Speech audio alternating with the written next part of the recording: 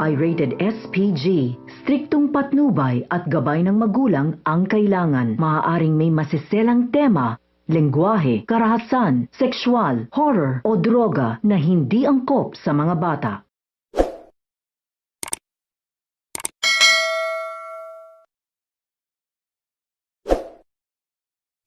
Isa-isa na ngang mabubunyag ang mga kasinungalingan sa House of Lies.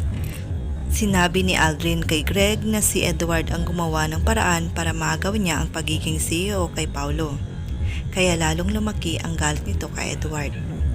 Babalaan ni Aldrin ang ama na ibabagsak niya ang anak nila ni Rina dahil sila umano ang dahilan kung bakit namatay ang kanyang ina. Sasabihan ni Mart si Regina na kailangang malaman na ni Edward ang totoo.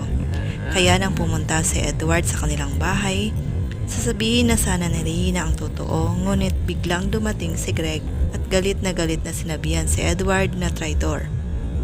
Ipapakulong niya umano ito dahil sa kanyang ginawa. Sinabihan siya ni Edward na walang kwentang ama dahil sarili niya umanong anak, ipapakulong niya. Hindi naman nakapagpigil si Greg, sinabihan si Edward na hindi niya ito tunay na anak. Anak umano siya ni Regina sa ibang lalaki. Nagulat nga si Edward sa kanyang natuklasan.